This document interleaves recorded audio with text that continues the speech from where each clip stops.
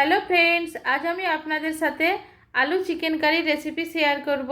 Friends, যদি আমার রেসিপিটা ভালো লাগে লাইক কমেন্ট করবেন, ফ্যামিলি ফ্রেন্ডদের সাথে শেয়ার করবেন, আর সাথে আমার চ্যানেলটাকে সাবস্ক্রাইব করে অল নোটিফিকেশানটা অন করে দেওয়ার অনুরোধ রইল, যাতে আমার ভিডিও আপলোড হবার সাথে সাথেই আপনারা নোটিফিকেশান পেয়ে যান। আসুন শুরু করা যাক আজকের রেসিপি।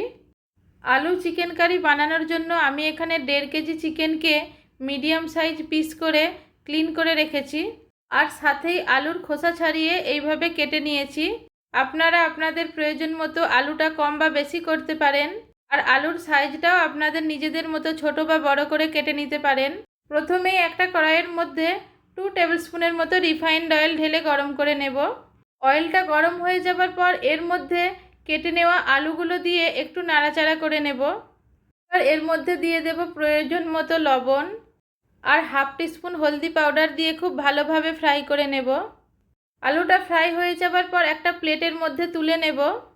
সেম কড়াইয়ের মধ্যেই চিকেনগুলো দিয়ে দেব। চিকেনগুলোকেও এইভাবে একটু নেড়েচেড়ে নেব। এখন এর মধ্যে দিয়ে দেব প্রয়োজন মতো লবণ আর হাফ টিস্পুন হলদি পাউডার দিয়ে 1 থেকে 2 মিনিটের মতো ফ্রাই করে নেব। চিকেনটা ফ্রাই হয়ে যাবার পর একটা প্লেটের মধ্যে ট্রান্সফার করে নেব। সেম কড়াইয়ের মধ্যেই দিয়ে দেব আর 2 টেবিল স্পুন সরিষার তেল। তেলটা গরম হয়ে যাবার পর এর মধ্যে দিয়ে দেব হালকা থেতো করে নেওয়া কিছু গরম মশলা, দিয়ে দেব 2টো বড় এলাচ, 10-12টা ছোটো এলাচ, 1 ইঞ্চির মতো দালচিনি, 12টা লবঙ্গ, 1 টিস্পুন গোলমরিচ, 3টে তেজপাতা। কয়েক সেকেন্ড টাইম নিয়ে গরম মশলাগুলোকে ভালোভাবে ফ্রাই করে নেব। মশলা ফ্রাই হয়ে অ্যারোমা রিলিজ হয়ে যাবার পর এর মধ্যে দিয়ে দেব স্লাইস করে কেটে নেওয়া 3টে মিডিয়াম সাইজের পেঁয়াজ। পেঁয়াজটা ভালোভাবে ফ্রাই করে নেব।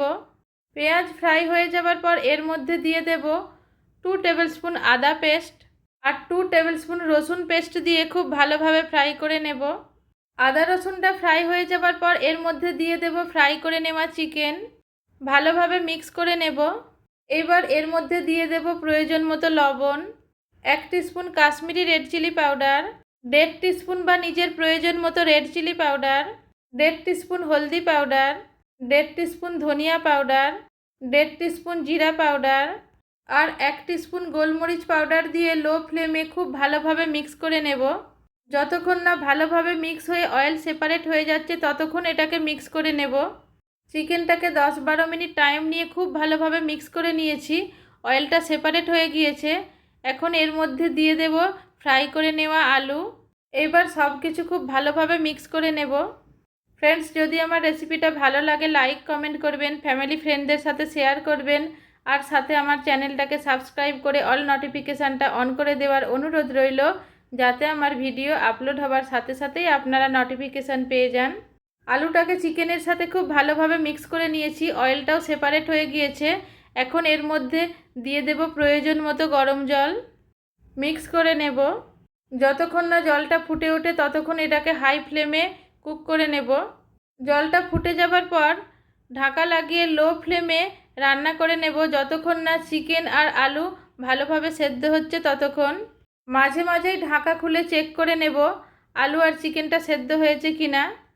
এখনও ভালোভাবে সেদ্ধ হয়নি, তাই ঢাকা লাগিয়ে আবার কুক করে নেব। এইবার আলু আর চিকেনটা খুব ভালোভাবে সেদ্ধ হয়ে গিয়েছে। এখন এর মধ্যে দিয়ে দেব 1 টিস্পুন গরম মশলা পাউডার। মিক্স করে নেব। এখন এটাতে ঢাকা লাগিয়ে লো ফ্লেমে আর 1 থেকে 2 মিনিটের মতো কুক করে নেব।